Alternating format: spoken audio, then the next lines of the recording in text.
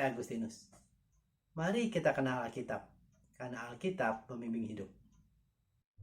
Dalam Alkitab, banyak tokoh yang mempunyai kelebihan dan kekurangan masing-masing. Karakter-karakter mereka memperkaya Alkitab.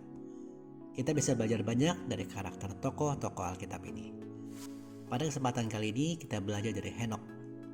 Mungkin tidak banyak dari kita yang tahu tentang tokoh Henokh ini, tetapi dialah manusia pertama yang diangkat ke surga oleh Allah.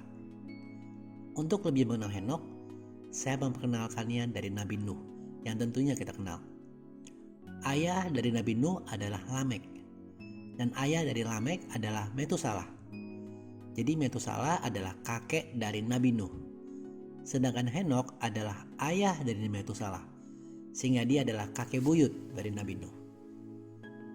Kisah sejarah dari Henokh dapat kita baca pada kitab Kejadian 5 ayat 21-24 berikut ini. Setelah Henokh hidup 65 tahun, ia memperanakan Metusalah. Dan Henokh hidup bergaul dengan Allah selama 300 tahun lagi. Setelah ia memperanakan Metusalah, dan ia memperanakan anak-anak lelaki dan perempuan. Jadi Henokh mencapai umur 365 tahun.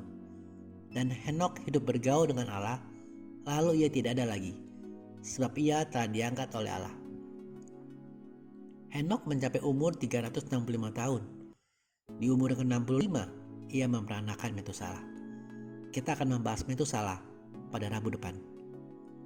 Henokh adalah keturunan ke-6 dari Adam. Saat itu umur manusia masih panjang-panjang, karena baru pada Kejadian bab 6 Allah membatasi umur manusia menjadi 120 tahun saja. Hal penting yang bisa kita teladani dari kehidupan Henokh adalah Henokh bergaul dengan Allah.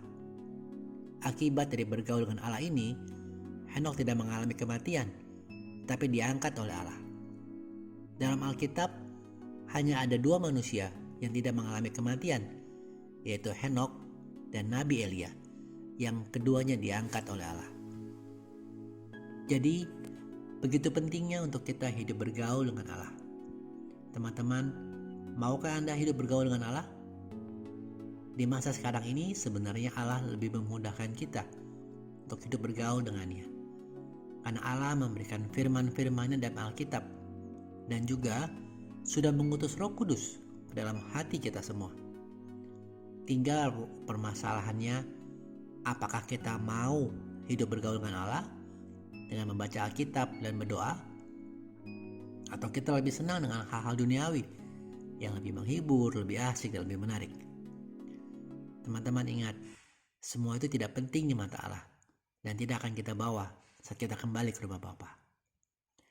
Teman-teman, hiduplah bergaul dengan Allah dengan membaca Alkitab setiap hari dan hidup dalam kehidupan doa. Terima kasih sudah menyaksikan. Mohon like, subscribe untuk membantu channel ini bertumbuh dan firman Tuhan semakin diwartakan. Sampai bertemu pada video kenal kita Rabu depan. Kasih karunia Tuhan Yesus Kristus menyertai Anda sekalian. Amin.